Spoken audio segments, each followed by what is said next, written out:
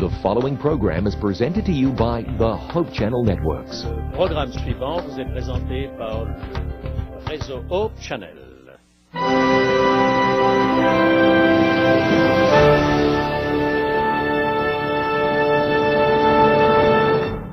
Ancient texts, cryptic numbers, symbolic imagery depicting awesome apocalyptic events. For many, the Bible and its prophecies seem shrouded in mystery. Words like Armageddon and tribulation frighten millions, while others wonder how to avoid the mark of the beast or being left behind when the Lord returns. Can we understand the Bible? Yes. And Jesus holds your key to unlock a future without fear. Join us now as Amazing Facts presents The Prophecy Code with Doug Batchelor. Today's study, The Devil Chained. Le diable enchaîné.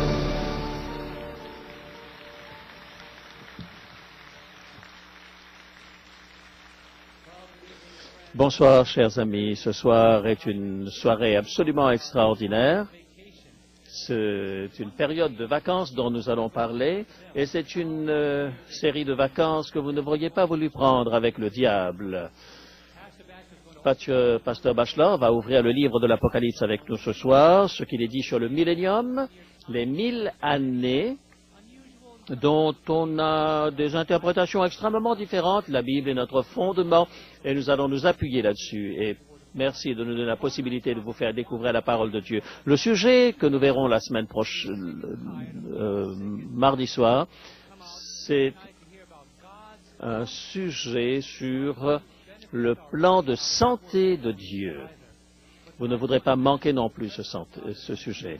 Et nous voulons demander à l'Esprit du Seigneur ce soir d'être avec nous. Demandons la présence du Seigneur par la prière. Père Céleste, merci pour ton œuvre extraordinaire que tu réalises dans notre vie, pour l'œuvre qui nous trouve là où nous sommes, ne nous abandonne jamais, et qui continue cette œuvre jusqu'à ce qu'elle soit terminée, jusqu'au jour du retour de Jésus. Nous te prions alors que nous ouvrons ta parole, que ton Saint-Esprit soit là pour nous éclairer, esprit et âme. Sois avec nous par ton Saint-Esprit, et que le pasteur Batchelor puisse être inspiré, qu'il ait la sagesse qui vient de toi, afin qu'il nous communique le message qui vient de toi. Nous le demandons au nom de Jésus. Amen. Chers amis, levons-nous et chantons notre chant-thème. Jésus viendra au temps marqué.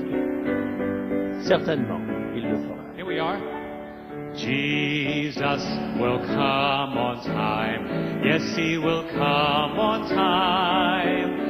Doubters may talk and scoffers mock, babbling without rhyme or reason. His promises are true.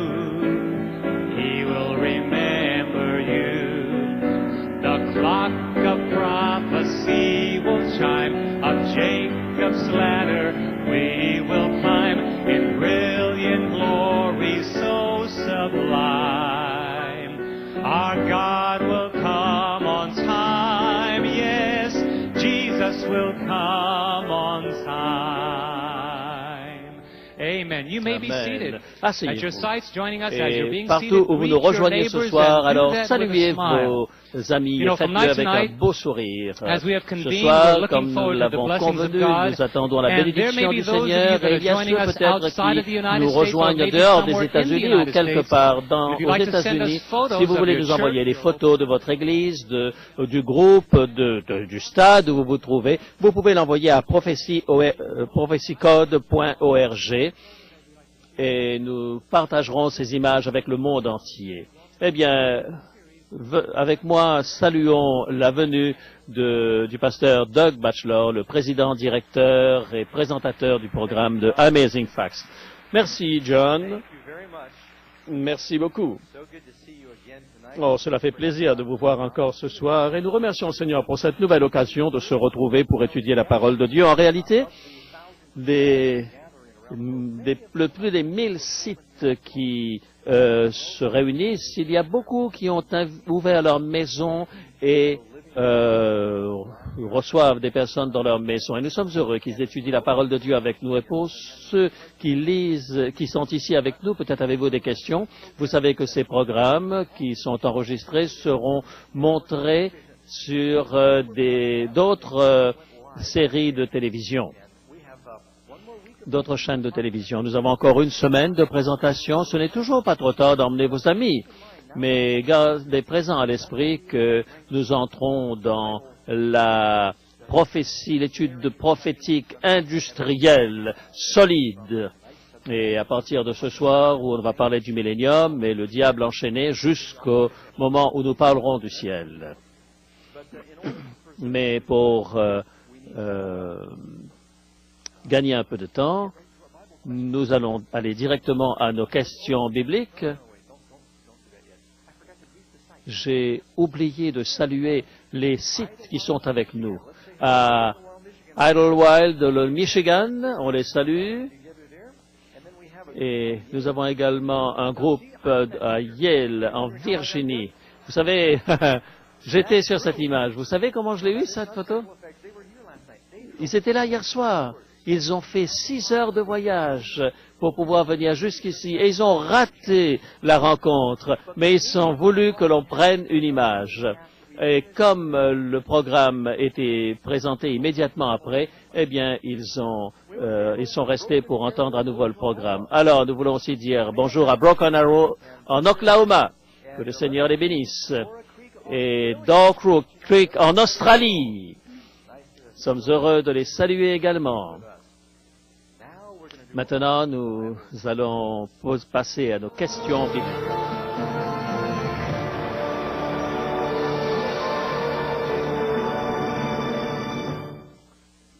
Bonsoir.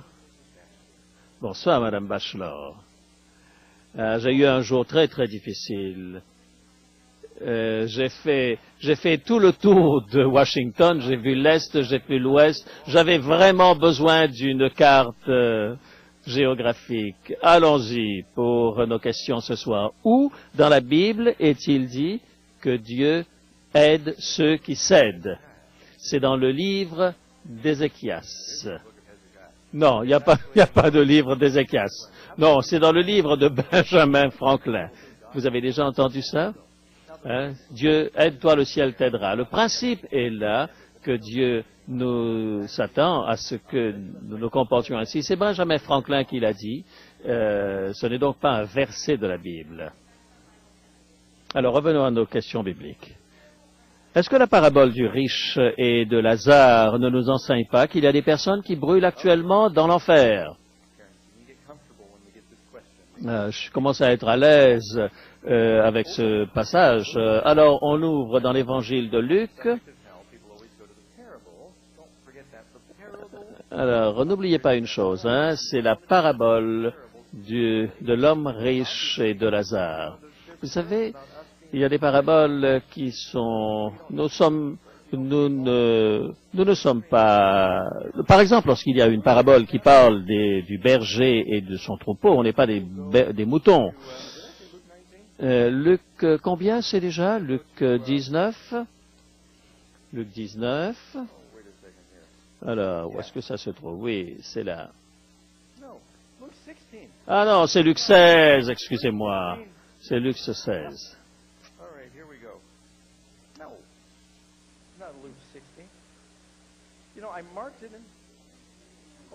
Oui, Luc 16, verset 19 et suivant. Est-ce qu'on ne pourrait pas s'arrêter et puis faire redémarrer la bobine encore une fois? Il y avait un homme riche qui était vêtu de pourpre et de fin lin, et il faisait mener joyeuse vie et brillante vie. Un jour, un pauvre nommé Lazare était couché à sa porte, couvert d'ulcères et désireux de se rassasier des miettes qui tombaient de la table du riche, et même les chiens venaient encore lécher ses ulcères. Le pauvre mourut et il fut porté par les anges dans le sein d'Abraham. Le riche mourut aussi et il fut enseveli. Dans le séjour des morts, il leva les yeux et tandis qu'il était en proie au tourment, il vit Abraham et Lazare étaient dans son sein. Il s'écria, Père Abraham, aie pitié de moi, et envoie Lazare pour qu'il trempe le bout de son doigt dans l'eau et me rafraîchisse la langue, car je souffre cruellement dans cette flamme. Abraham répondit, mon enfant, souviens-toi que tu as reçu tes biens pendant ta vie et que Lazare a eu des maux pendant la sienne, maintenant il est ici consolé, et toi tu souffres. D'ailleurs, il y a entre nous et vous un grand abîme afin que ceux qui voudraient passer d'ici vers vous ou de là vers nous ne puissent le faire. Le riche dit, je te prie donc, Père Abraham, d'envoyer Lazare vers la maison de mon père, car j'ai 5 frères. C'est pour qu'ils leur attestent les choses, afin qu'ils ne viennent pas aussi dans ce lieu des tourments. Abraham répondit, ils ont Moïse et les prophètes qui les écoutent. Et il dit, non, Père Abraham, mais si quelqu'un des morts va vers eux, ils se repentiront. Et Abraham lui dit, s'ils n'écoutent pas Moïse et les prophètes, ils ne se laisseront pas persuader quand même, quelqu'un des morts ressusciterait. Typiquement dans ces paraboles, la vérité la plus importante que Dieu désire nous communiquer, ce sont les derniers versets qui sont la leçon. L'enseignement que cette parabole nous apporte, c'est que cet homme riche représente les croyants, les Juifs en Christ, à l'époque de Christ, qui connaissaient les Écritures, qui connaissaient la parole de Dieu, mais ils mettaient un mur autour d'eux, et ils s'enfermaient dans leur foi et ils oubliaient tous les païens et les gentils qui étaient autour d'eux. Alors, la parole de Dieu représente le pain, donc les croûtes de pain, c'était les chiens. Qu'est-ce que représentent les chiens dans la Bible? Vous imaginez que Dieu va brûler les chiens? Ben non, on est en train de parler. Dieu dit, ne donnez pas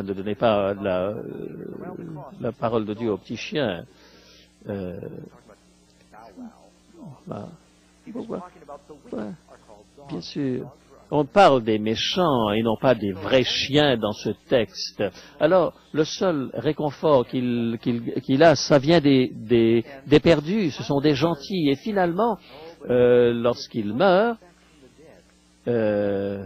Abraham dit, le riche, mais si quelqu'un vient des morts, est-ce que Lazare, lorsqu'il a été ressuscité par Jésus, il s'agit du vrai Lazare cette fois-ci, est-ce qu'ils ont cru?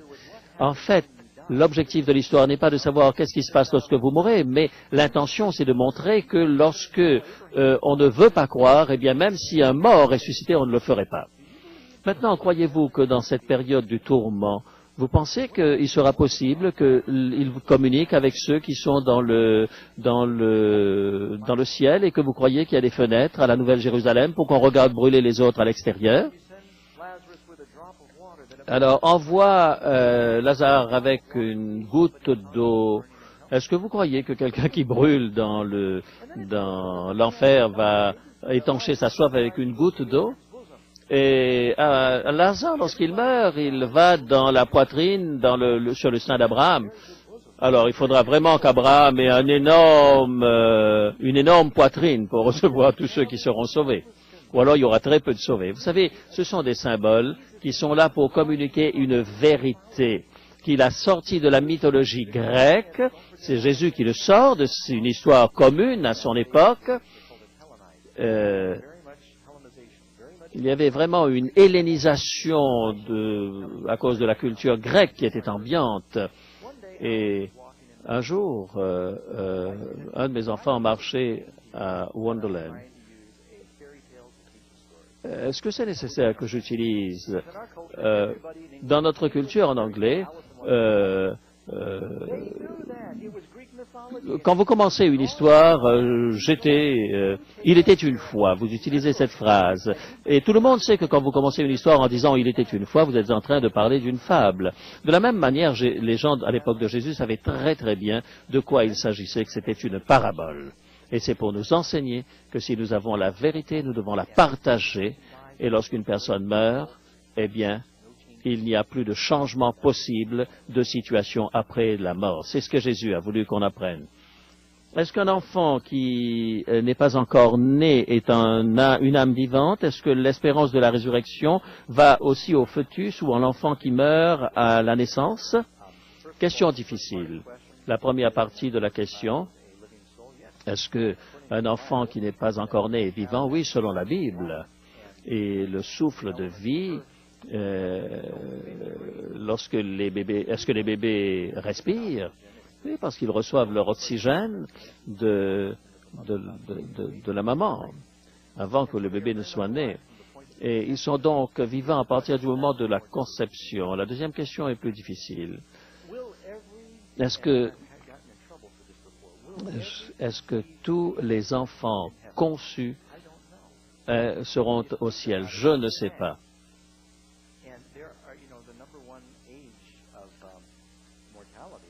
Vous savez, le plus grand...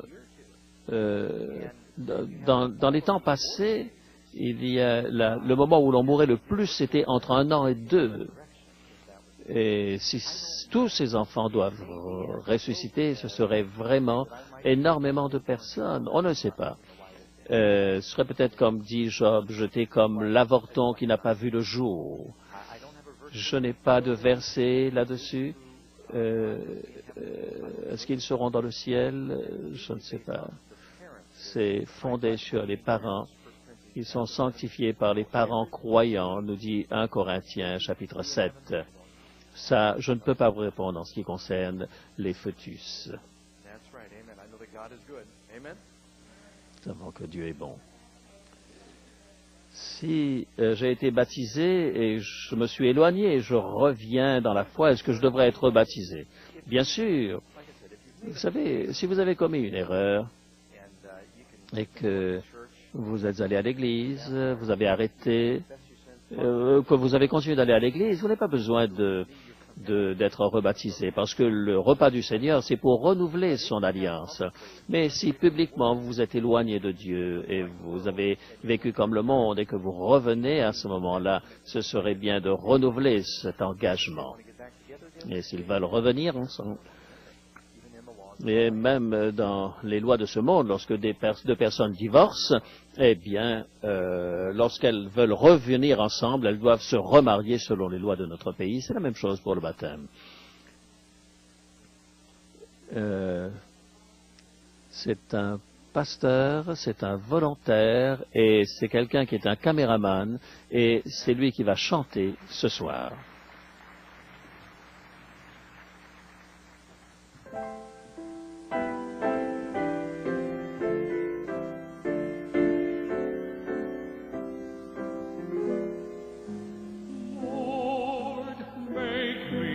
Instrument of thy peace. Where there is hatred, let me sow love. Where there is injury, pardon. Where there is doubt, hate. Where there is despair, hope. Where there is darkness, light. Where there is sadness, joy. Oh, divine Master, grant that I may not so much seek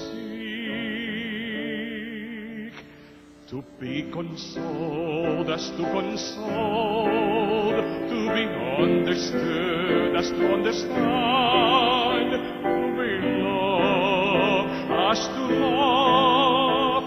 What it is in giving that we receive, it is in pardoning that we are pardoned, it is in knowing that we are born.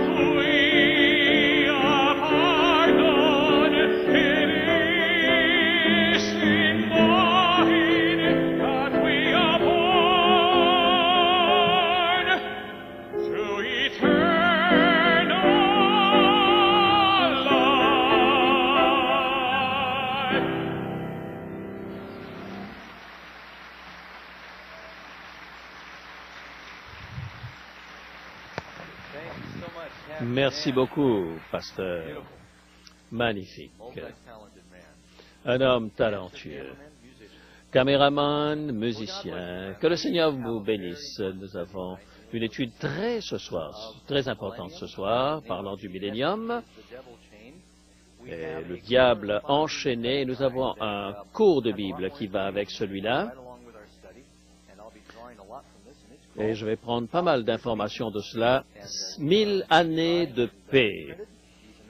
Et ces textes de Amazing Facts sont à votre disposition à la sortie. Oh, plus de 30 ans, ça fait 35 ans maintenant que l'on a fait une nouvelle édition de cela.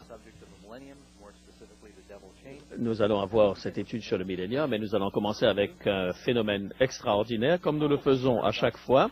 Vous avez probablement entendu parler de la cryogénie. Vous savez, lorsque des gens veulent qu'ils soient congelés et qu'un jour, lorsqu'on trouvera le moyen de les guérir, eh bien, ils vont être ressuscités, réchauffés et ramenés à la vie. Et on garde aussi, ça peut servir peut-être pour que plus tard on connaisse, découvre comment guérir ce type de maladie, mais on sait que par la nature même de nos tissus, eh bien, le froid détruit nos cellules et il n'y a pas de résurrection possible. Mais il y a certaines créatures, des amphibiens, des reptiles, qui ont cette capacité de se congeler. Vous avez probablement entendu parler de ces serpents qui, dans la Nouvelle-Angleterre, sont aussi durs que des rochers. Et on a l'impression qu'ils sont véritablement complètement congelés, mais en fait, ils ne sont pas complètement congelés. Il y a dans leur sang, il y a quelque chose de particulier d'un produit qui ressemble à peu près à ce produit que l'on utilise dans le lave-glace de votre voiture, qui fait que cela ne gèle pas complètement. Et on a constaté une fois qu'un serpent avait été capturé, eh bien, lorsque ce scientifique a voulu couper ce serpent, plusieurs temps après, eh bien, ce serpent s'est réveillé et l'a piqué. Mais vous savez que le diable, pendant 1000 ans, va être complètement congelé. Mais au bout de ces 1000 ans, il va se relever et va essayer de piquer encore une fois, comme le serpent dont on a parlé. La parole de Dieu nous apprend que ces 1000 ans sont une période qui sont dans la Bible, même si le mot millénium, lui, ne s'y trouve pas. Nous avons travaillé dans le cours de la Bible, de la prophétie, le sujet du millénium, en tant que préparation d'introduction à notre étude de ce soir. Je vais vous montrer un tout petit passage, un segment de ce document que nous avions mis à votre disposition pour ceux qui sont venus 4 fois de suite à nos premières conférences. Alors, qu'est-ce que le millénium à partir de ces événements qui sont rapportés dans cette vidéo, ce DVD?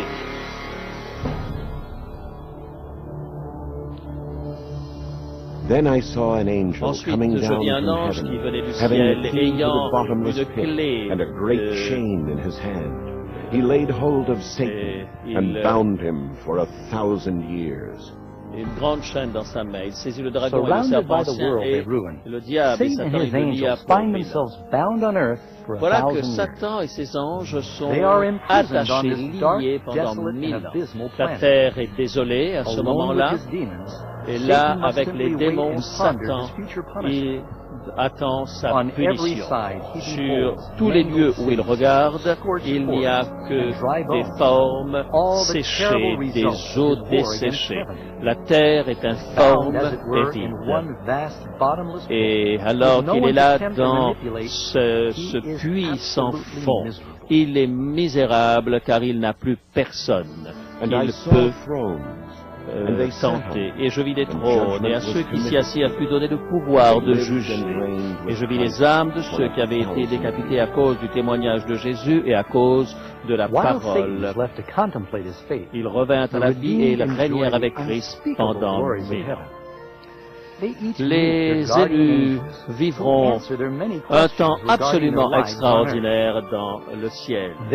Alors, Dieu, à ce moment, les invitera à participer en tant que juges au jugement des nations. Les élus maintenant ont la possibilité de voir par eux-mêmes pourquoi les personnes qu'elles s'attendaient à voir dans le ciel n'y sont pas. Tous les actes cachés maintenant sont révélés. Et comment chaque âme a eu à combattre à un moment ou à un autre, et comment on a résisté à l'Esprit de Dieu. Il découvre la nature même de Dieu. Et il découvre dans 1 Corinthiens chapitre 6 verset 2 que les saints jugeront le monde. Et avant qu'un seul pécheur ne reçoive sa punition finale, eh bien, on pourra comprendre exactement toutes les luttes qu'il a subies de manière à ce qu'on puisse se rendre compte que c'est un jugement juste.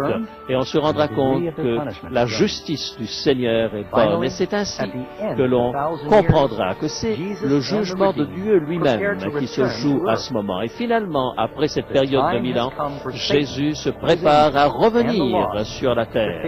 Et voilà que, à la fin de ces 1000 ans, se réveillent Satan et les méchants, mais tout d'abord, il faut que la phase finale du jugement se fasse avant que la nouvelle terre, que la nouvelle Jérusalem puisse s'installer sur la nouvelle terre. Cela vous donne une petite vue générale de notre présentation de ce soir, et nous allons montrer également d'autres segments de ce DVD, les événements de la fin.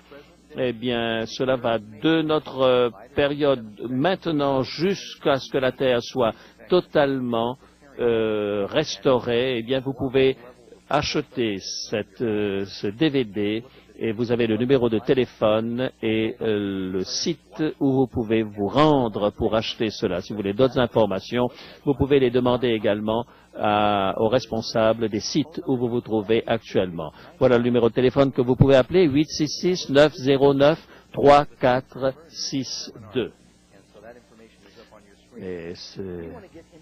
Nous voulons maintenant entrer dans l'étude de ce soir et commençons en nous tournant vers la question numéro 1.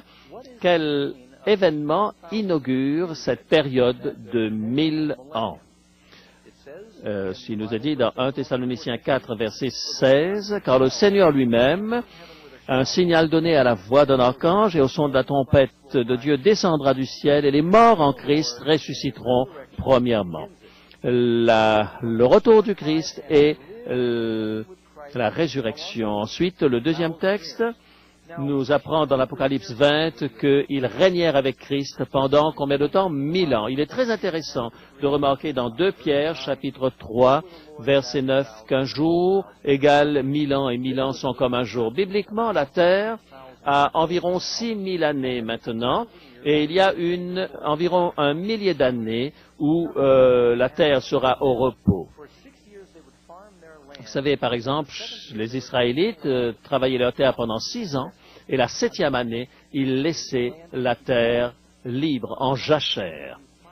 Et combien de fois dans l'Ancien Testament, chronologiquement, on constate, par exemple, que lorsque les enfants d'Israël ont été emmenés à Babylone, eh bien, pendant 70 ans, la terre a été désolée. Ainsi, pendant ces 1000 ans,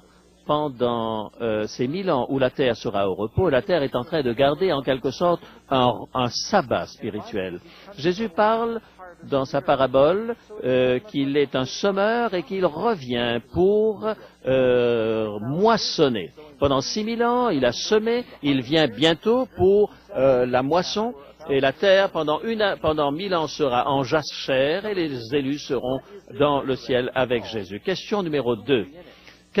Comment s'appelle cette résurrection et qui sont ceux qui ont part à cette résurrection?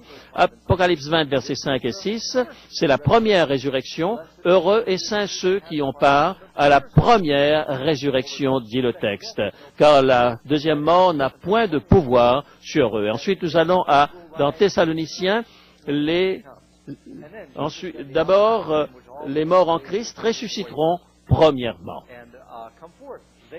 Pour nous encourager, eh bien, Jean 5, verset 28-29 nous dit que ceux qui auront fait le bien ressusciteront pour la vie. La résurrection au retour de Jésus, il y a deux résurrections. Une première résurrection qui a lieu lorsque Jésus descend au début du millénium. On a l'impression que tout le monde est réveillé en même temps. Non, c'est pas le cas. La Bible dit clairement. L'Apocalypse nous précise, et c'est un excellent plan.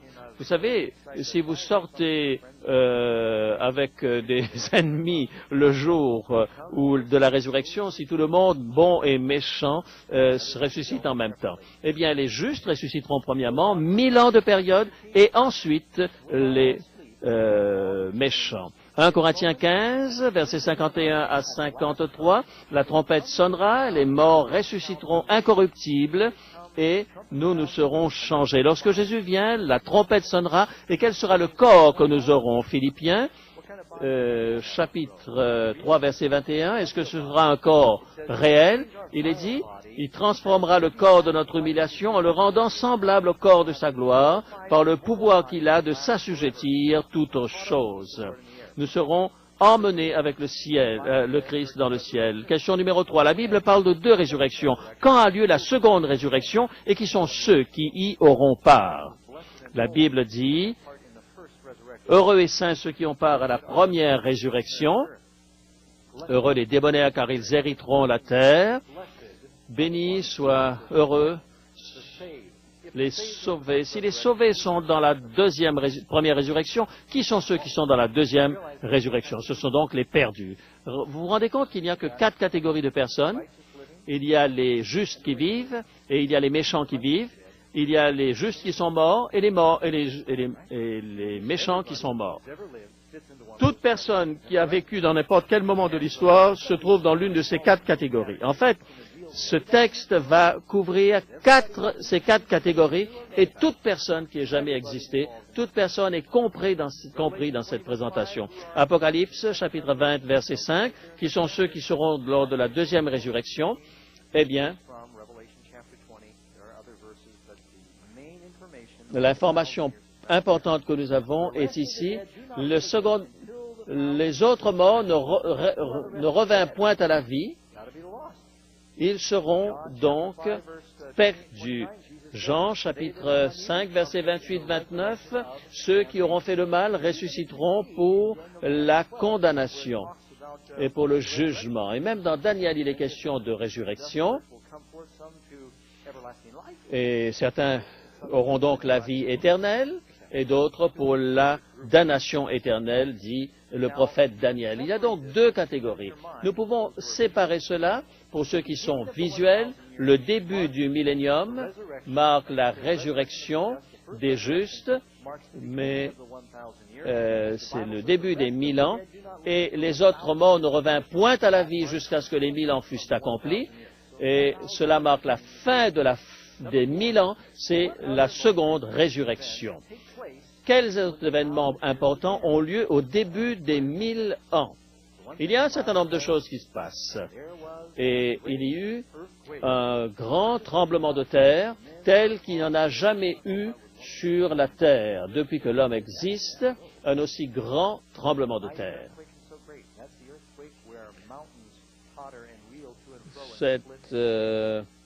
Ce tremblement de terre sera quelque chose d'absolument extraordinaire. Dans Apocalypse, chapitre 16, et toutes les îles s'enfuirent, et les montagnes ne furent plus retrouvées. Une grosse grêle, dont les grêlons pesaient un talent, tomba du ciel sur les hommes.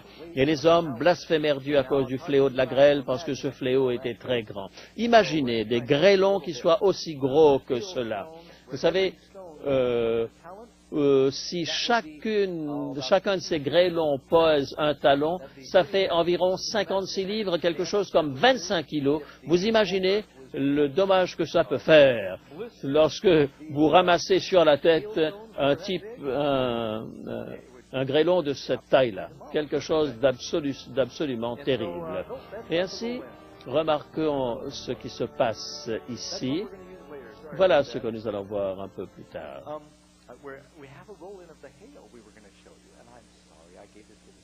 Je pense que on s'est mélangé un petit peu dans les images. Revenons à l'autre partie de la question.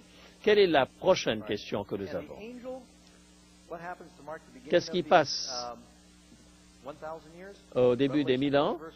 Apocalypse 20, verset 1. Prenez votre Bible avec moi.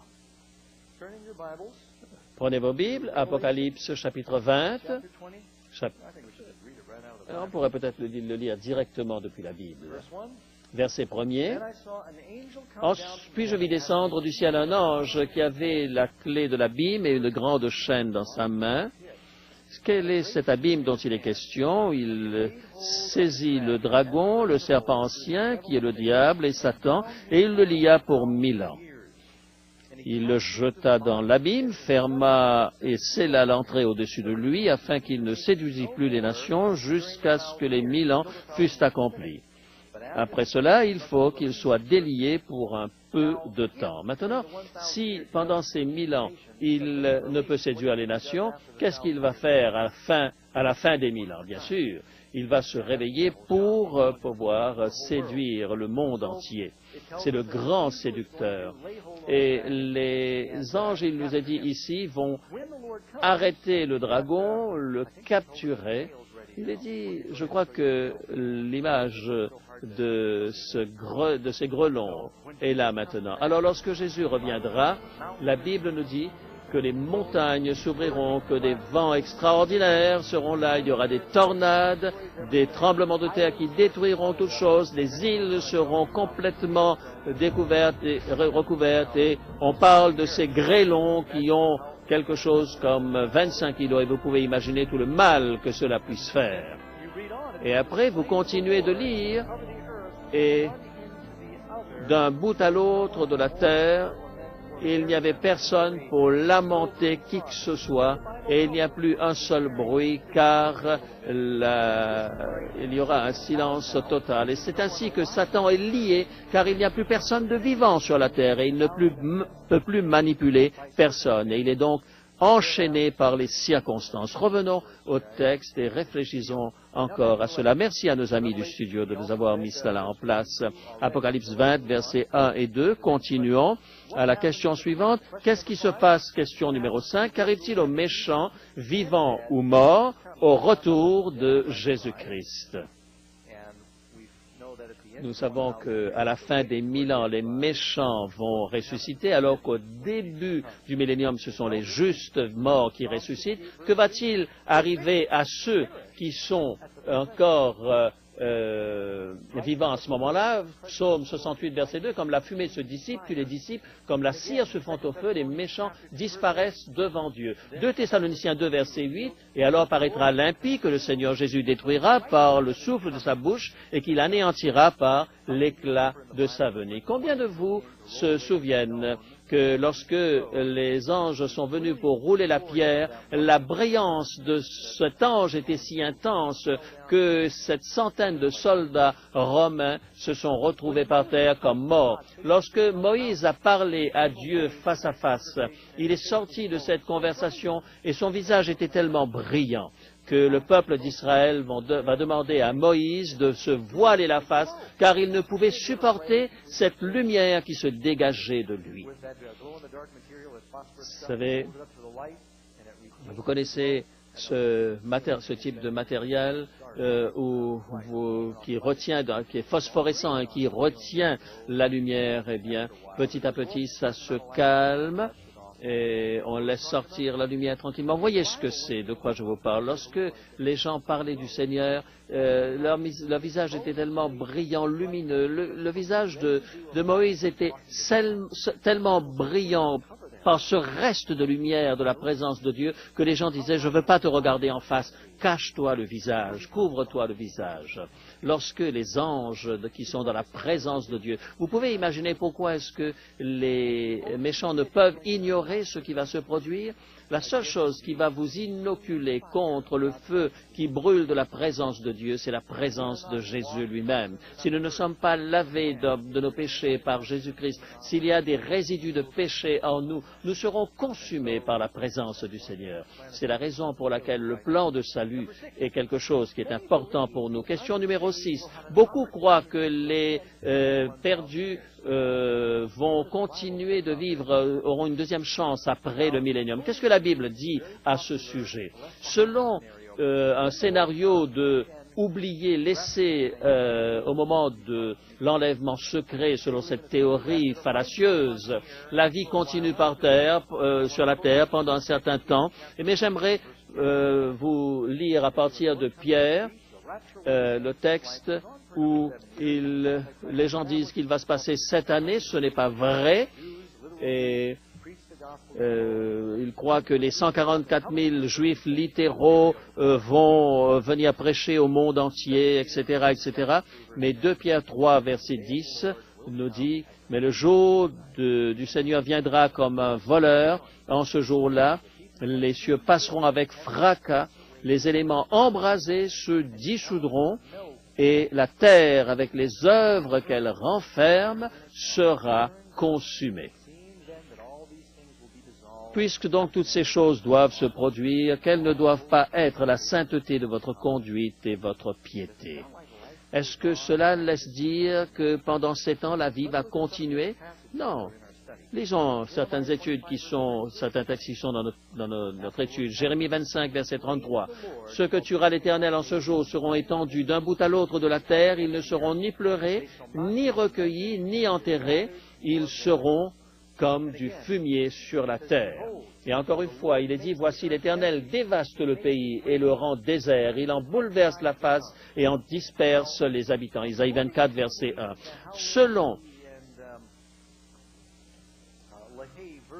Selon la version de Tim LaHaye, ce scénario où certains seront pris et d'autres laissés, selon eux, il n'y a aucun moment où la terre sera vacante. Il y a, vous savez, les justes sont sauvés, les méchants sont sur la terre encore vivants. Après 7 ans, Jésus revient pendant 1000 ans. Les justes vont aider les méchants, etc. Mais il y aura toujours du monde sur la terre. Il n'y a aucun moment dans leur interprétation de la prophétie qui explique tous ces textes bibliques qui disent que la terre est désolée pendant le millénium. Alors, voyons ce que dit dans Jérémie 25, verset 33. Nous avons tellement de textes que nous les avons mis. Et la terre, je regarde la terre et voici, elle est informe et vide. Où est-ce que vous retrouvez ça dans la Bible? Genèse, à la création. Est-ce que Jérémie est en train de parler du passé ou bien est-ce qu'il parle du futur? Les cieux et la lumière a disparu. Je regarde les montagnes et voici, elles sont ébranlées. Oui. Lorsque Dieu a séparé la lumière des ténèbres, etc., les choses n'étaient pas ainsi, et toutes les collines chancellent. Je regarde et voici, il n'y a point d'homme, et tous les oiseaux des cieux ont pris la fuite. C'est-à-dire qu'ils étaient là, mais que maintenant ils ont disparu. Pourquoi? Je regarde et voici, le Carmel est un désert. Et toutes ces villes sont détruites devant l'Éternel, devant son ardente colère. Ce n'est pas la création de la Genèse. Pourquoi est-ce que par la présence du Seigneur et sa colère, eh bien c'est le moment où le Christ reviendra et qu'il fera de nouveaux cieux et une nouvelle terre. Plus d'oiseaux, plus d'hommes, toutes les villes sont détruites. C'est après le retour de Jésus, la condition de la terre pendant le millénium. Il y a une partie de la prophétie que c'est pas très agréable, mais j'aimerais être fidèle à l'ensemble de la parole de Dieu. Apocalypse chapitre 19, il est question des repas des vautours.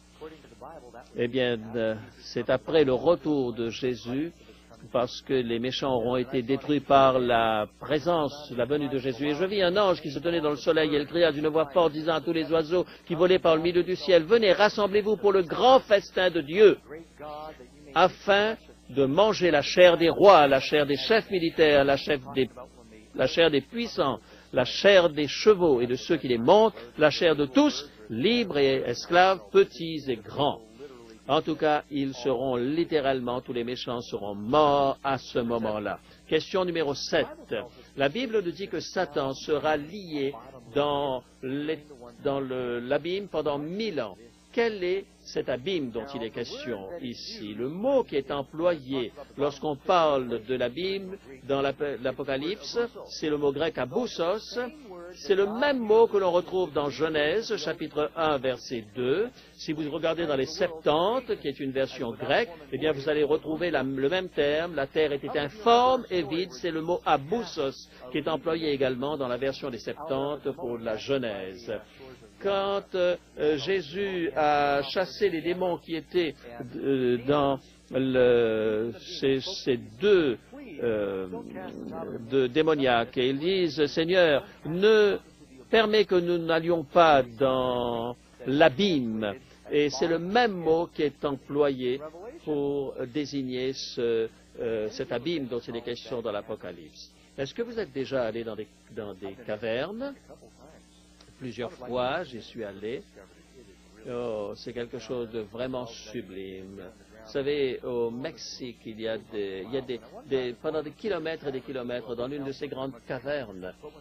Et la première fois qu'ils ont découvert cela, ils avaient des lampes, et c'était bien plus dangereux à cette époque-là. Et ils ont constaté que quelqu'un est descendu, et il lançait des pierres, et il n'entendait pas le bruit tomber tout au fond.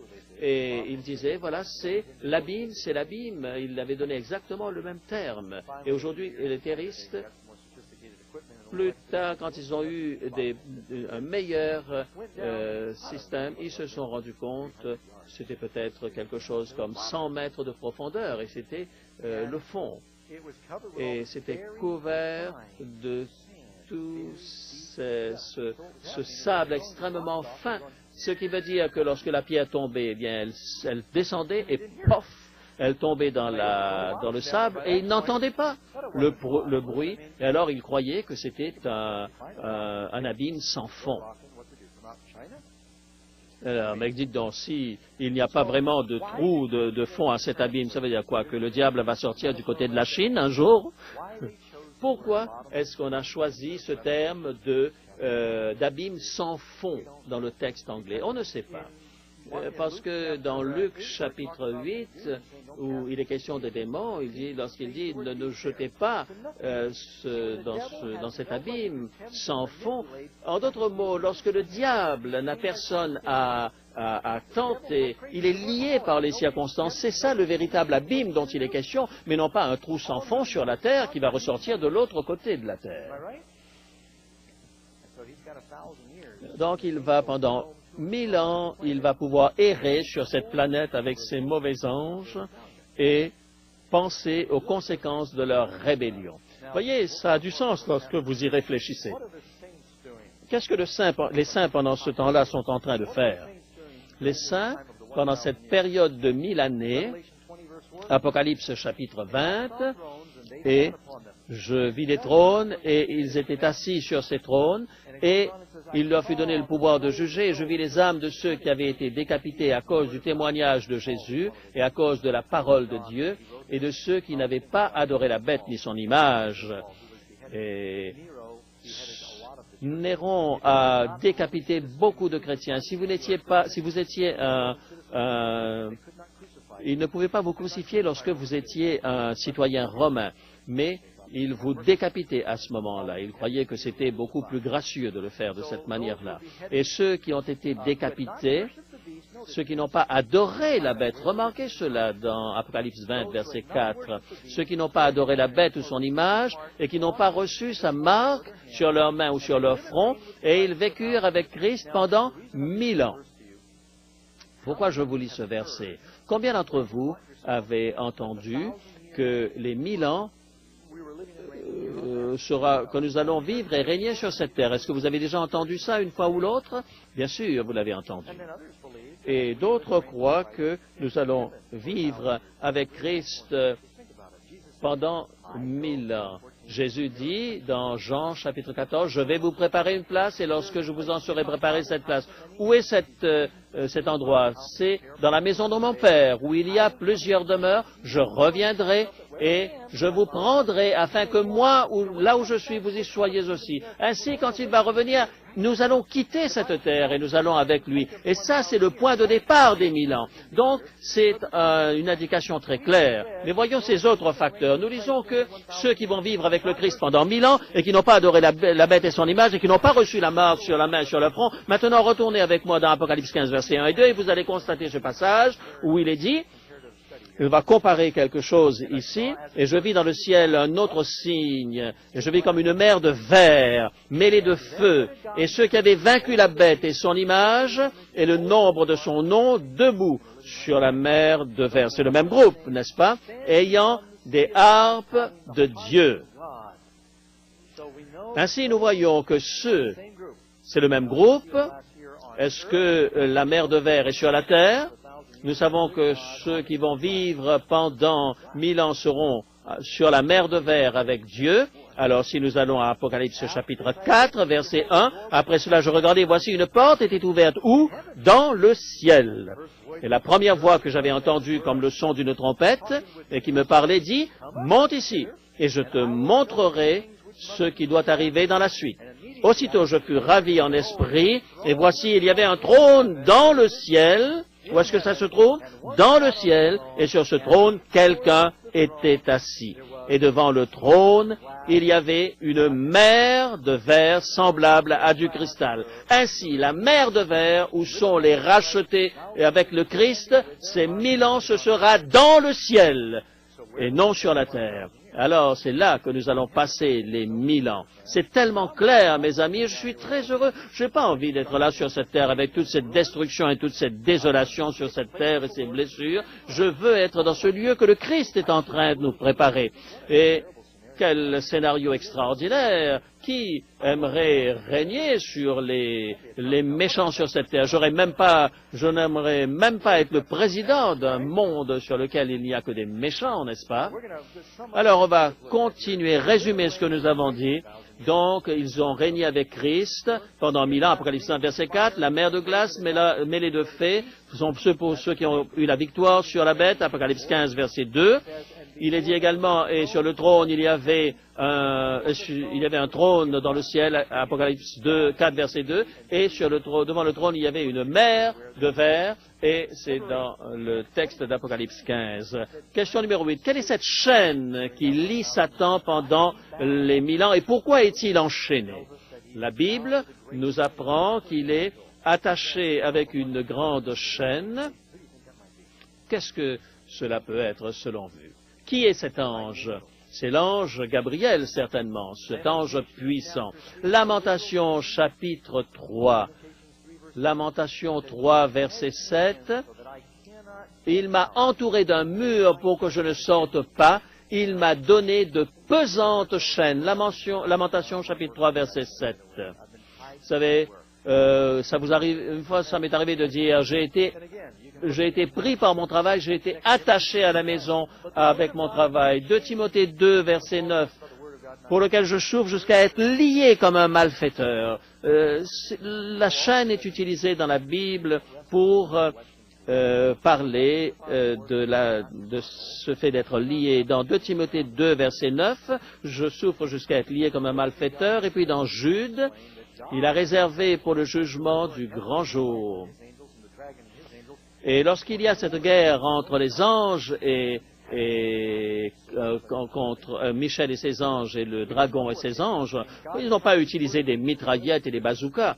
Nous ne savons pas quelles sont les armes qu'ils ont utilisées. Et il est dit à nouveau dans Jude, chapitre 1er, verset 6, et il les a réservés pour le jugement du grand jour. Ceux qui n'ont pas gardé leur état et qui ont abandonné leur rang, il les a réservés pour le jugement du grand jour, enchaînés éternellement par les ténèbres, les anges qui n'ont pas gardé leur dignité, mais qui ont abandonné leur propre demeure. Ils ne peuvent retourner dans le ciel. C'est une chaîne de circonstances.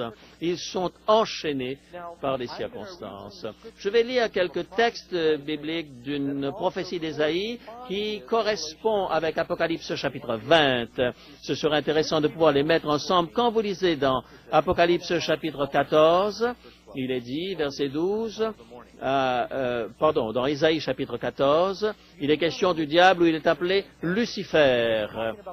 Et dans un autre passage, il est question du sort de Lucifer. Toutes les nations, oui, tous, chacun dans sa maison, signifiant dans sa tombe, mais tu as été jeté de ta tombe et tu ne te relèveras plus. Et remarquez cette fosse dont il est question ici. Tu ne seras pas avec eux quand tu as détruit ta terre. Il a été rendu désespéré par sa rébellion. Et il sera donc dans cet abîme. Et tout ce qu'il pourra voir, c'est la désolation. Et vous pouvez lire encore dans Ésaïe, à nouveau, la terre est violemment déchirée, la terre se brise, la terre chancelle. La terre chancelle comme un homme ivre, parce que la terre se brise. Elle chancelle.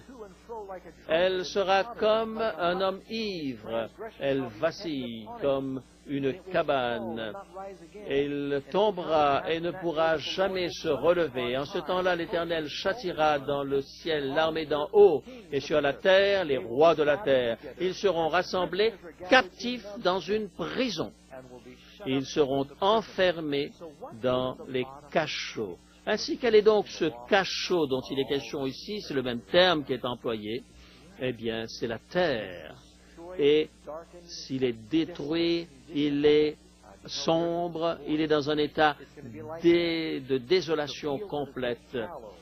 Vous savez, pendant ces 1000 ans, la terre sera laissée désolée. Et j'ai oublié de lire Ésaïe chapitre 24, verset 22. Et après bien des jours, un grand nombre de jours, ils seront châtiés. Cette condition va rester la même, mais après un grand nombre de jours, ils seront châtiés. Et au moins, pendant 1000 ans, Satan peut errer sur cette terre. Est-il seul? Non, ses anges sont avec lui. Pouvez-vous imaginer cela? Un tiers des anges. Et toute personne, il y a un tiers des anges qui ont rejoint Satan dans son œuvre destructrice. Et ils ne pourront s'enfuir. Et là, ces anges qui vont se révolter contre Satan. Il avait dit, j'ai un meilleur plan que Dieu. Vous verrez, ce que je vous propose est mieux que ce que Dieu prévoit. Et tout ce qu'ils voient maintenant, ce ne sont que des squelettes, ce ne sont que des villes détruites et des ruines, et la terre qui est morcelée, et il n'y a que le froid, il n'y a plus de lumière, nous dit la parole de Dieu. Pendant les 1000 ans, il va regarder au résultat de cette rébellion. Pourquoi est-ce que Dieu lui donne ce temps pour faire ça? Pourquoi est-ce qu'il ne le détruit pas brutalement, immédiatement? Pour une chose, Dieu a une patience extraordinaire, même lorsque Satan va avoir ces 1000 ans pour voir sa rébellion. Est-ce que Satan va changer? Parfois, nous sous-estimons la position extraordinaire qu'avait Lucifer avant qu'il ne connaisse la chute. Il était la plus grande des créatures de Dieu, très puissant. Parfois, nous sous-estimons le pouvoir de Satan. Mais vous savez, il est important de connaître quelque chose de votre ennemi. C'était un ange tout-puissant. N'oublions pas qu'un ange du Seigneur peut tuer 185 000 Syriens, nous dit la parole de Dieu avec l'histoire d'Élisée, le prophète.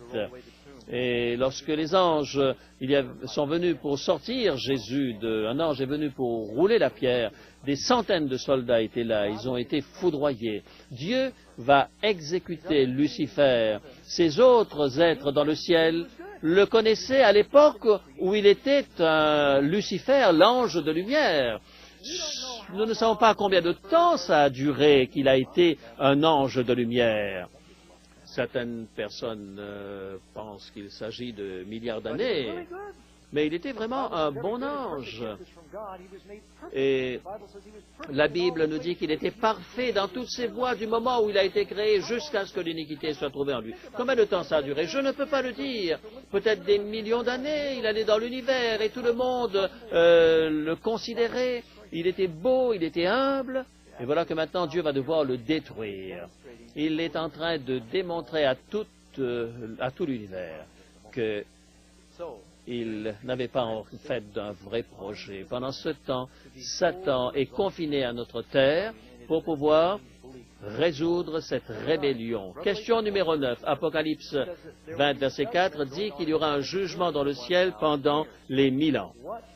Pourquoi cela et qui va participer à ce jugement? Apocalypse chapitre 20, verset 4, et je vis des trônes, et ils étaient assis, et le jugement leur fut donné. Et ils régnèrent avec Christ pendant une période de 1000 ans. Est-ce que les rachetés qui vont vivre avec Christ dans leur jugement, vont-ils décider qui sont ceux qui sont sauvés et qui sont ceux qui sont perdus? Certainement non, car cela est déjà déterminé. Puisque Jésus revient pour accorder à chacun sa rétribution. La rétribution de chacun est marquée lorsque Jésus revient. Donc, les justes qui vont juger pendant les 1000 ans ne vont pas juger des gens pour savoir s'ils vont ou non être sauvés. Regardez ce que dit 1 Corinthiens 6. Ne savez-vous pas que nous jugerons les anges? Est-ce que nous allons juger les bons anges? Mais non, nous jugerons les mauvais anges. Savez-vous pas aussi, dit le texte précédent, que nous jugerons le monde? Quel type de jugement dont il s'agit ici? Dans l'Apocalypse chapitre 15, il y a la clé qui nous permet de comprendre cela. Si par exemple, lorsque je parle de jugement, dans votre esprit, souvent le jugement c'est un juge qui porte une cape. Quelle est la couleur? Oui, c'est rouge. Et qu'est-ce qu'il a dans sa main? Oui. Vous savez, il a une espèce de marteau en bois, et quand il tape sur sa table, c'est innocent, coupable, ou alors c'est vous êtes libre, ou bien c'est 15 ans de prison. Et le mot jugement dans l'esprit hébreu, dans la mentalité hébraïque, signifiait plus que cela. Lorsque l'on dit, non. Est-ce que cela signifie innocent, coupable, innocent, coupable? Non. Ils évaluent les juges, ils font des décisions, ils ont un bon discernement. Ça, on parle de bon jugement d'ailleurs dans le langage de tous les jours. Ils évaluent, ils sont en train de faire un jugement investigatif. Ce que les saints vont faire pendant les 1000 ans, en réalité, c'est d'évaluer le gouvernement de Dieu. Apocalypse, chapitre 20, verset 15, verset 4.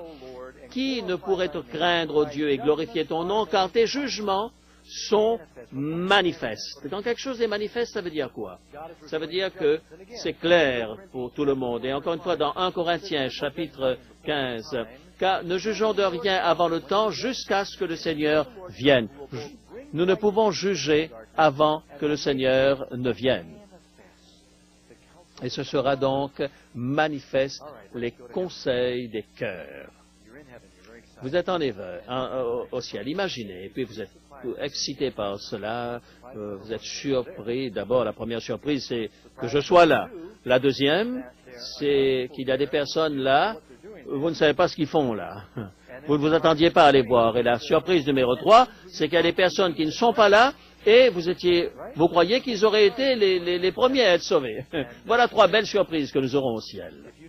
Et si vous connaissez bien votre Bible, vous connaissez Étienne, le martyr, la dernière chose qu'il se rappelle voir, c'est ce jeune homme, Saul, qui était en train de garder les vêtements de ceux qui étaient en train de lapider Étienne. Alors maintenant, on va à la résurrection.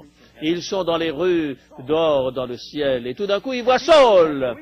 Les gens vont dire, mais bien sûr, on va se reconnaître. Vous croyez qu'on allait diminuer? Mais non, bien sûr, on va se reconnaître les autres, même avec notre nouveau corps. Nous aurons ce discernement spirituel. Ah, Saul! Et probablement, alors, Étienne se tourne vers un ange et lui dit, écoute, vous faites du bon boulot d'habitude, mais cette fois-ci, je crois que vous vous êtes raté. Mais écoutez, ce gars-là, c'est lui qui m'a tué. Qu'est-ce qu'il fiche ici, celui-là encore? Et là, ils vont regarder dans les livres. Peut-être qu'ils auront des DVD maintenant au ciel. Ils avaient à l'époque des vidéos. Dieu dit les livres, mais vous savez, mais vous imaginez que Dieu est en train d'utiliser des livres? Non, quelque part, on est en train d'enregistrer quelque chose. De quelle manière ça sera fait? C'est spirituel.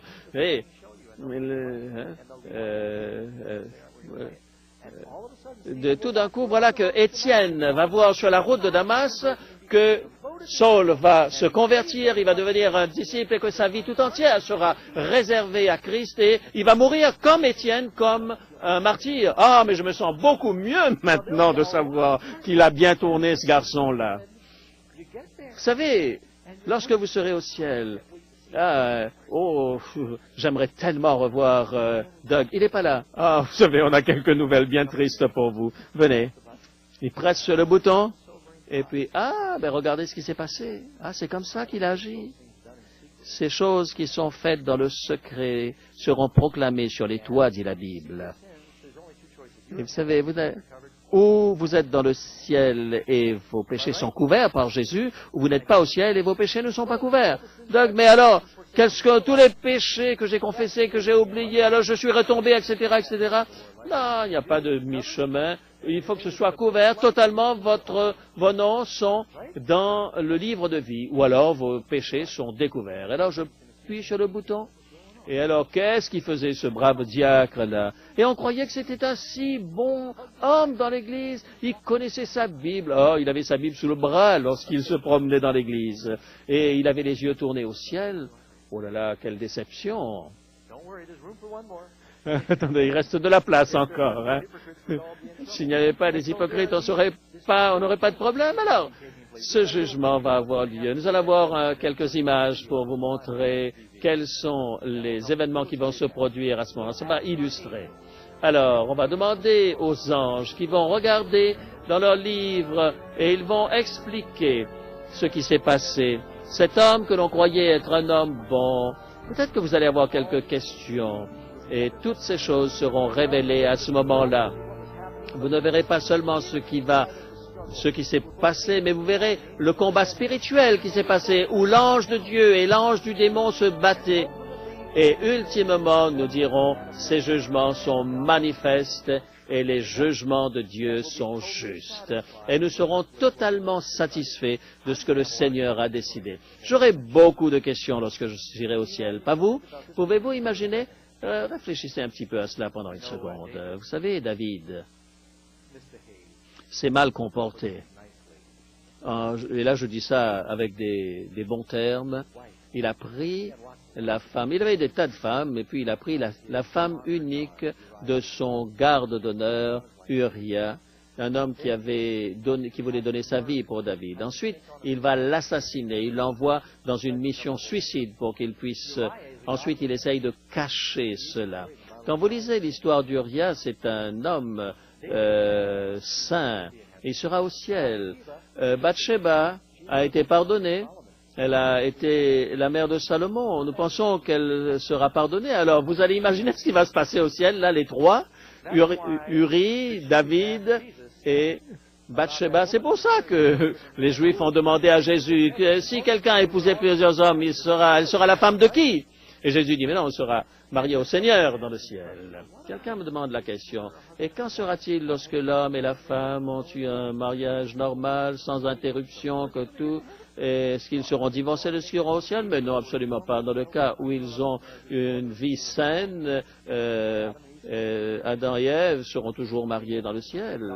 Est-ce que c'est Dieu qui a mis au point le mariage? Est-ce que c'était seulement pour la procréation? Et heureusement, vous n'allez pas avoir le droit d'être avec votre épouse, qui était votre meilleure compagne sur la terre? Non. Non. Alors, vous savez, j'ai des tas de questions. Lorsque je serai au ciel, je vais demander à Jacob, comment ça se fait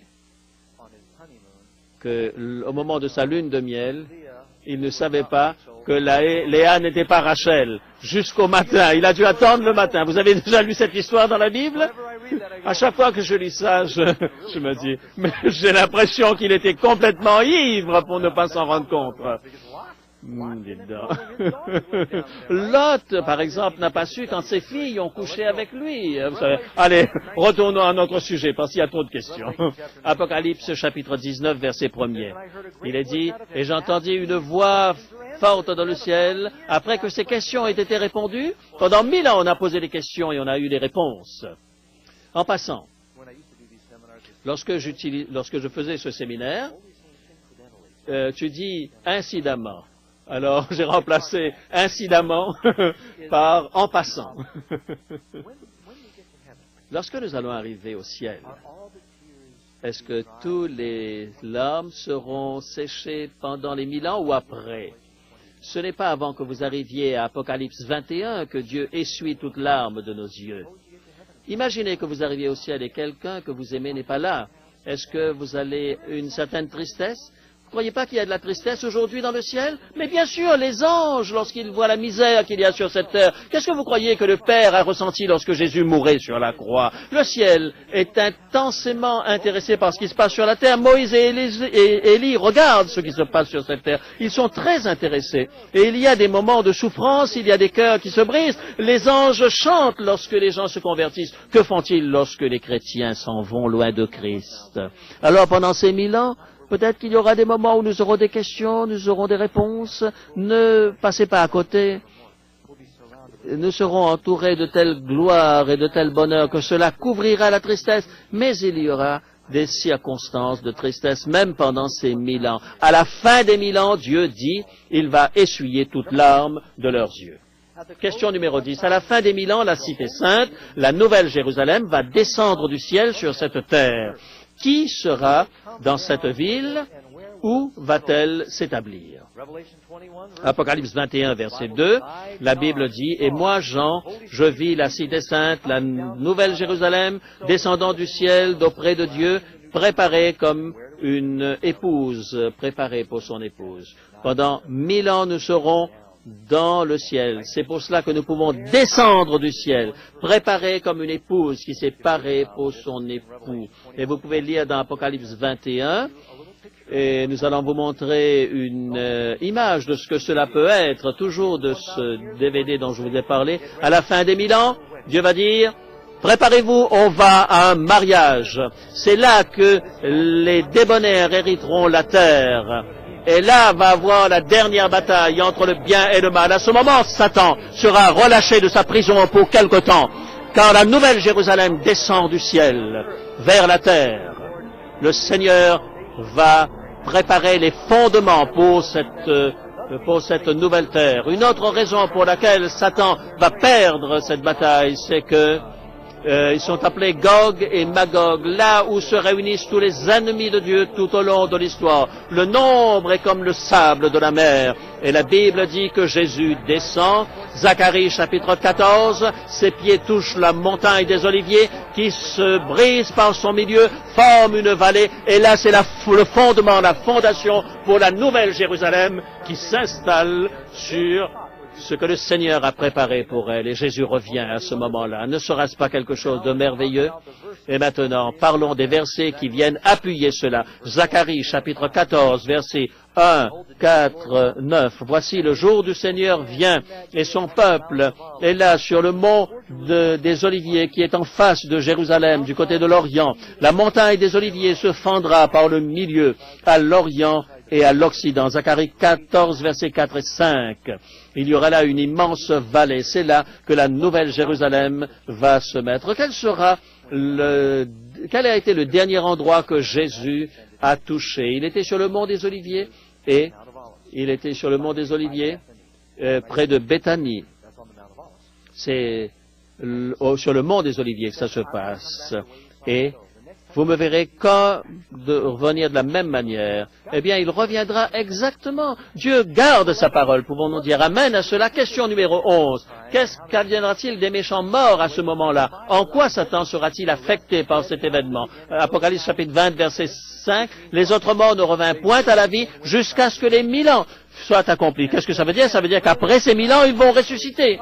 Lorsque les 1000 ans sont terminé, il n'est plus enchaîné. Maintenant, il a une armée absolument extraordinaire qu'il va pouvoir manipuler, inspirer, pour pouvoir prendre d'assaut la cité de Dieu. Question numéro 12, qu'est-ce que Satan va faire à ce moment-là? La chose qu'il a toujours faite, essayer de détourner les gens de Jésus. Il est dit qu'il va séduire les nations qui sont aux quatre coins de la terre, Gog et Magog. Gog et Magog ne sont pas la Russie et la Chine, comme certains le disent. Toute la propagande. Tous les personnages de l'Apocalypse, on parle de Sodome, de Balaam, de Jézabel. Dans l'Apocalypse, c'est spirituel, c'est Jézabel spirituel, Jézabel, Babylone spirituelle. Et dans Gog et Magog, Magog signifie ce qui sort de la matrice de Gog. Et comme il est question de Babylone et ses filles, Jézabel et sa fille, Hérodias et sa fille,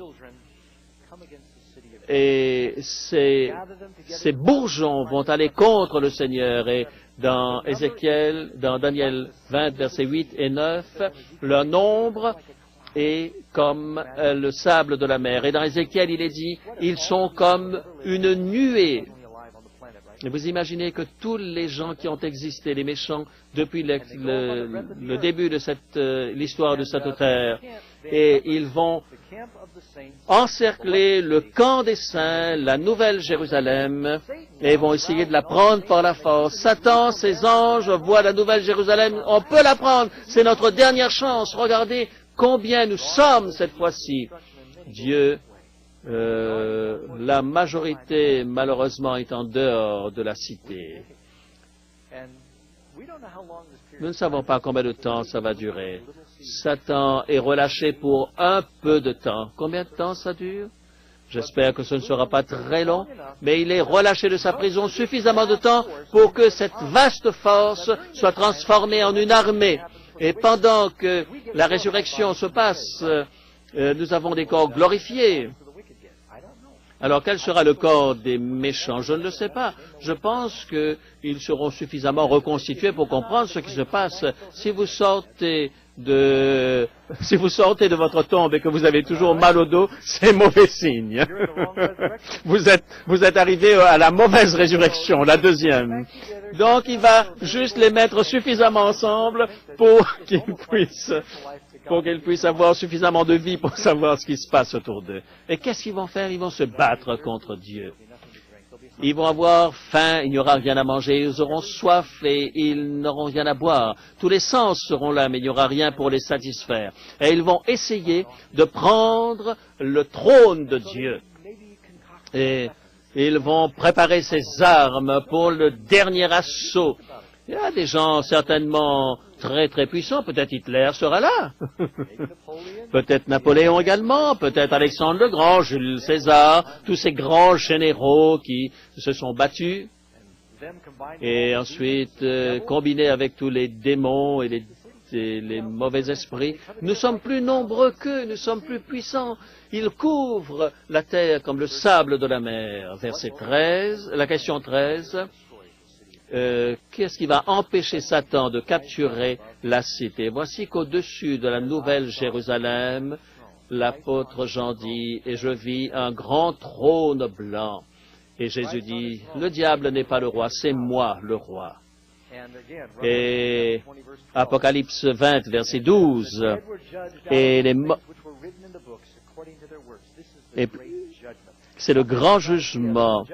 Et ce jugement, on croit que un par un, les gens viendront devant le Seigneur. Est-ce qu'on sera innocent, pourquoi innocent coupable? Non. Est-ce que Dieu peut parler à tout le monde en même temps? Mais bien sûr, il va faire le jugement de la même manière.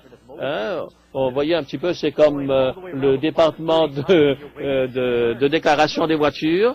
Et puis on regarde et on inspecte votre voiture un par un. Non, il peut juger tous les méchants en même temps. Ce trône sera au-dessus de la ville où tout le monde verra. Et pensez à cela, mes amis. Tous ceux qui ont existé, vous qui regardez, vous qui êtes là dans les différents sites, vous serez là. Les bons anges seront là, les méchants anges seront là, Jésus sera là, le diable sera là, les méchants et les bons. Tout le monde qui a été concernés par le plan de salut seront là. C'est le show final, si nous pouvons nous exprimer de cette manière-là. Et j'espère que nous soyons tous dans la cité sainte, mes amis. Dieu désire que vous y soyez là. C'est pour ça que vous êtes à ce séminaire. Et toute personne, tous les cœurs verront comment Dieu a essayé des milliers de fois de sauver, comment il leur a apporté la vérité, qu'ils l'ont rejetée, qu'ils ont repoussé. La tactique favorite du démon, c'est la procrastination. Je le ferai un de ces jours, un de ces jours. Et ils ne le font jamais. Aujourd'hui, c'est le temps pour accepter le Seigneur. Vous savez, Jésus est mort en leur faveur et ils seront à ce moment couverts de honte. Et à ce moment, lorsque le Christ est sur son grand trône blanc, il voit celui qui est assis dessus, de la face, qui a sa vision, le ciel et la terre s'enfuient devant sa face. Et je vis les morts, les grands et les petits qui se tenaient devant le trône. Les livres furent ouverts, et je vis un autre livre ouvert, qui est le livre de vie, et les morts furent jugés selon leurs œuvres, d'après ce qui avait été écrit dans ces livres. Toutes les actions seront là, pas seulement pour que nous puissions le voir, mais que tous verront pourquoi. Il n'y aura plus de secrets, et les seuls qui seront préservés, ce sont ceux qui sont crucifiés spirituellement, afin que le Christ leur donne sa vie. Ceux qui veulent sauver leur vie la perdront, mais ceux qui la perdront à cause de moi la retrouveront, dit Jésus. Et tout d'un coup, on prend Philippiens chapitre 2, tout genou fléchira devant lui, et on saura qu'il est le Tout-Puissant. Et toute langue confessera que Jésus est Seigneur à la gloire de Dieu le Père. Et tous reconnaîtront, Romains chapitre 14, verset 11, aussi vrai que je suis vivant, dit l'Éternel, tout genou fléchira devant moi, et toute langue confessera que je suis Dieu. Le Seigneur a été bon. Ensuite, dans une tentative désespérée, ils essayent de détruire la ville et ils montrent qu'ils n'ont pas été changés. Et le feu descend du ciel et les détruit. Et voilà ce qui va se produire. Nous avons un petit aperçu de ce que ce sera. Dieu fera pleuvoir du feu partout, si ce n'est dans la cité sainte. Et ce sera le lac de feu. Et la Bible nous dit que tous recevront selon leurs œuvres. Ceux qui seront sauvés, les villes, les murs de la ville font 144 000 et la planète sera complètement consumée à ce moment. Mais la bonne nouvelle, c'est que de ces cendres, il va faire de nouveaux cieux et une nouvelle terre. Ainsi, nous avons une image ici. Que va-t-il se produire? C'est le grand jour du jugement. Tous ceux qui n'étaient pas dans le livre de vie sont détruits et sont jetés dans l'étang de feu. Votre nom est où? Dans le livre de vie, ou serez-vous jetés dans le lac de feu? De nouveaux cieux et une nouvelle terre. Le Seigneur a voulu que vous entendiez cela. Il a voulu que vous voyiez ce programme parce qu'il désire que vous soyez là. Vous êtes peut-être en train de penser, Doug, j'ai essayé tellement et je ne crois pas que je pourrais y arriver. Et si c'est seulement quelques personnes qui y arriveront, qu'est-ce qui peut me faire croire que Dieu me sauvera? Vous savez, Jésus n'a pas passé par tout ce qu'il est passé s'il n'est pas prêt à faire tout ce qui est en son possible pour que vous soyez sauvés. Le diable essaye de vous faire ignorer cette vérité. Vous croyez que le diable a plus de puissance de détruire que Jésus n'a de puissance pour sauver? Est-ce que le diable est plus grand que votre Dieu? Il n'y a que deux destinées, il n'y a que deux maîtres, et vous pouvez choisir qui vous allez servir. Dieu désire que vous soyez dans la ville, il désire que vous soyez sur la nouvelle terre, il désire que vous soyez sauvés, mes amis. Est-ce que vous voulez être là? Est-ce que vous croyez que vous puissiez aimer un Dieu qui vous aime autant que cela? J'espère que vous allez prier sur cette décision maintenant. Je vais inviter John maintenant de venir et chanter pour nous et nous rappeler que Jésus intercède maintenant pour nous, afin que nous soyons sauvés. On va prier après.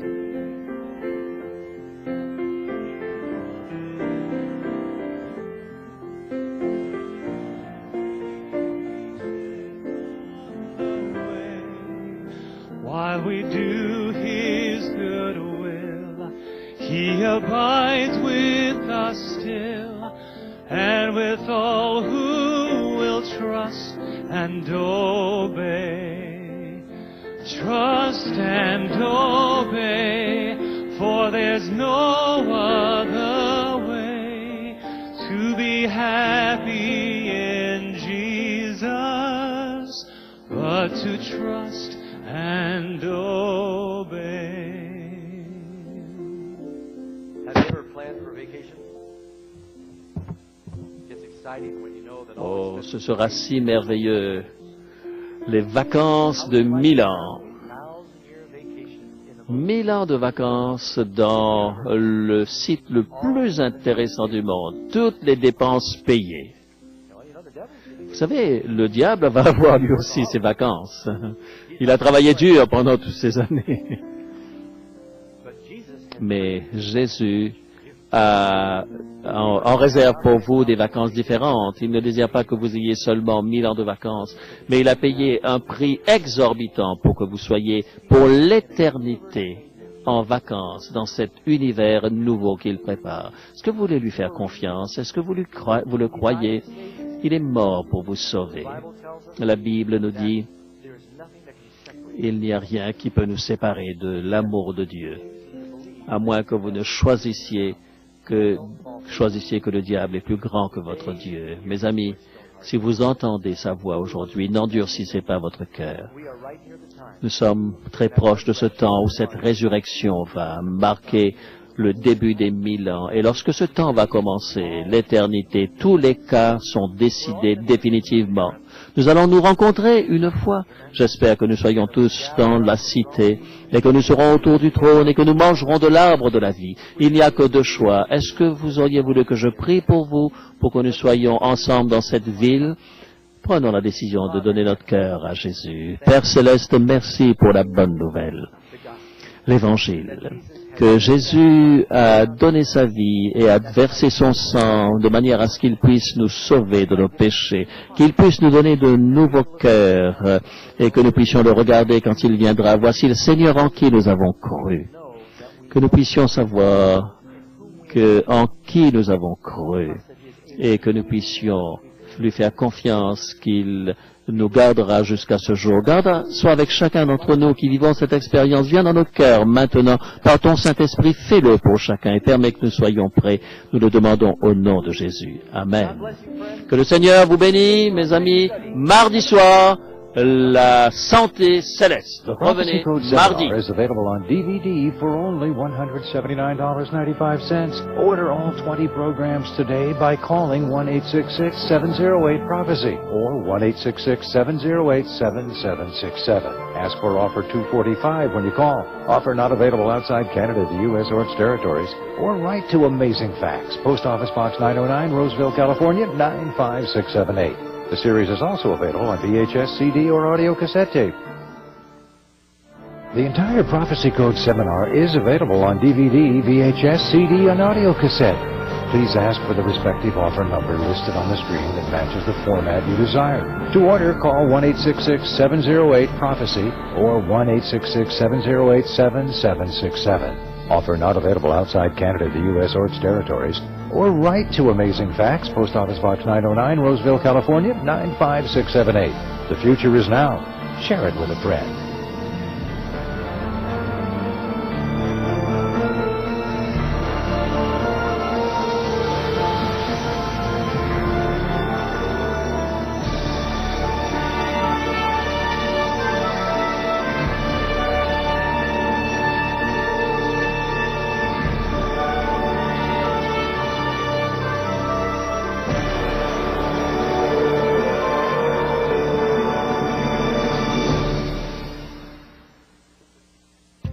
This program was brought to you by the Hope Channel Networks, thanks to the generous support of viewers like you.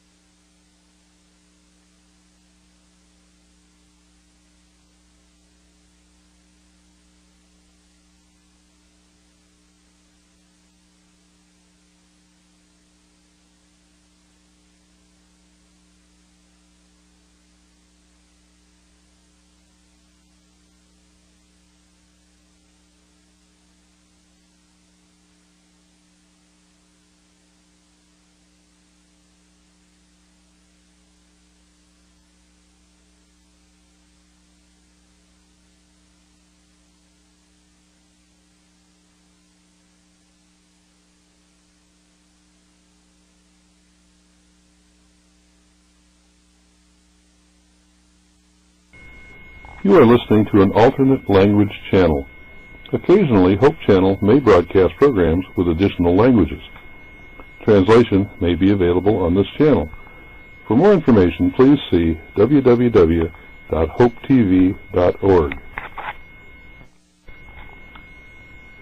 You are listening to an alternate language channel. Occasionally, Hope Channel